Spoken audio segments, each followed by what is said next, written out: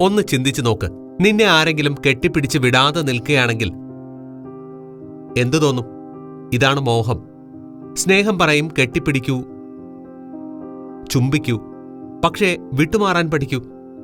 സ്നേഹത്തിന് വിട്ടുമാറാനറിയാം. കാരണം സ്നേഹം മറ്റുള്ളവരുടെ നന്മയെക്കുറിച്ച് ചിന്തിക്കും. മോഹത്തിന് പക്ഷേ സ്വന്തം നേട്ടം മാത്രമേ കാണൂ.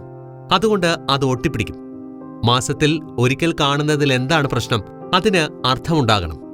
ഒരേ മുറിയിൽ മൂക്ക് പിടിച്ച് നിൽക്കുന്നത് എന്തിന്? മുന്നിൽ നിൽക്കുന്നയാൾ ആരാണെന്ന് നോക്ക്. അയാൾ ഒരു ജീവനാണെങ്കിൽ അയാളുടെ നന്മയെക്കുറിച്ച് ചിന്തിക്ക്. അയാൾക്ക് എന്താണ് നല്ലതെന്ന് നോക്ക്. നിന്റെ ആവശ്യങ്ങൾ അതിനു പിന്നിൽ വയ്ക്കാൻ പഠിക്ക്. എപ്പോഴും ആരെങ്കിലും പിടിച്ചിരിക്കണമെന്നാണെങ്കിൽ അത് തെറ്റായ ആഗ്രഹമാണ്. നീ അപകടകാരിയായ ഒരാളാകും. അപ്പോൾ നീ ഒരു വേട്ടക്കാരനാകും. എനിക്കെപ്പോഴും ആരെയെങ്കിലും പിടിച്ചിരിക്കണമെന്നാണ് നിന്റെ ആഗ്രഹമെന്ന് പറയുന്നത് തന്നെ തെറ്റാണ്.